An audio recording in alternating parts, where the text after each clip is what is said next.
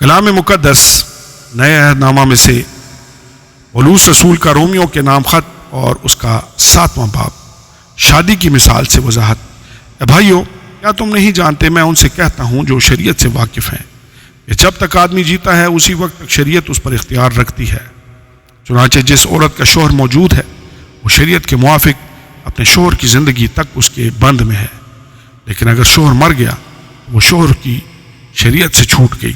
بس اگر شوہر کے جیتے جی دوسرے مرد کی ہو جائے تو زانیہ کہلائے گی، لیکن اگر شوہر مر جائے وہ اس شریعت سے آزاد ہے، یہاں تک کہ اگر دوسرے مرد کی ہو بھی جائے تو زانیہ نہ ٹھہرے گی۔ بس اے میرے بھائیو، تم بھی مسیح کے بدن کے وسیلہ سے شریعت کے اعتبار سے اس لیے مردہ بن گئے کہ اس دوسرے کے ہو جاؤ جو مردوں میں سے جلایا گیا، تاکہ ہم سب خدا کے لیے پھل پیدا کریں۔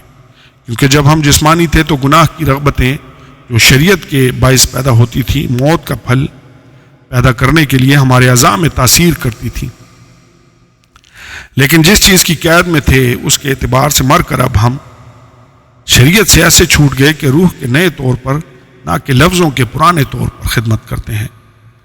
شریعت اور گناہ، بس ہم کیا کہیں، کیا شریعت گناہ ہے؟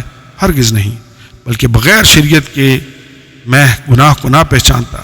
مثلاً اگر شریعت یہ نہ کہتی کہ تو لالچ نہ کر، میں لالچ کو نہ جانتا، مگر گناہ نے موقع پا کر حکم کے ذریعہ سے مجھ میں ہر طرح کا لالچ پیدا کر دیا، کیونکہ شریعت کے بغیر گناہ مردہ ہے۔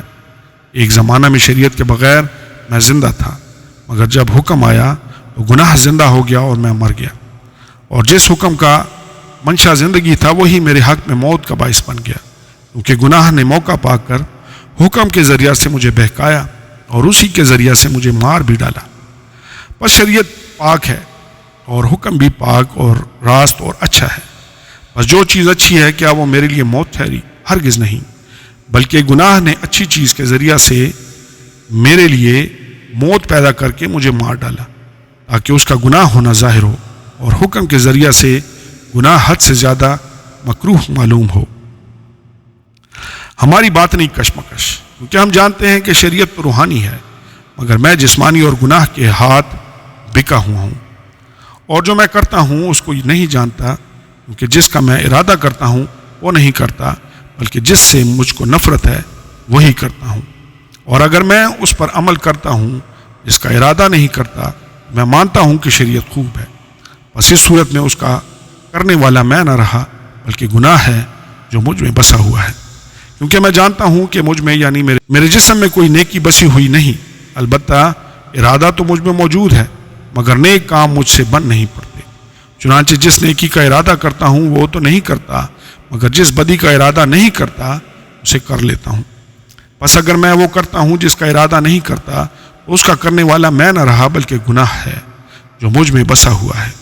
غرض میں ایسی شریعت پاتا ہوں کہ جب نیکی کا ارادہ کرتا ہوں تو بدی میرے پاس موجود ہوتی ہے، کیونکہ باطنی انسانیت کی روح سے تو میں خدا کی شریعت کو بہت پسند کرتا ہوں، مگر مجھے اپنے اعضاء میں ایک اور طرح کی شریعت نظر آتی ہے جو میری عقل کی شریعت سے لڑ کر مجھے اس گناہ کی شریعت کی قید میں لے آتی ہے جو میرے اعضاء میں موجود ہے۔ ہائے میں کیسا کمبخت آدمی ہوں، اس موت کے بدن سے مجھے کون چھڑائے گا؟ اپنے خداوند یسوع مسیح کے وسیلہ سے خدا کا شکر کرتا ہوں۔ غرض میں خود اپنی عقل سے تو خدا کی شریعت کا، مگر جسم سے گناہ کی شریعت کا محکوم ہوں۔ آمین اور آمین۔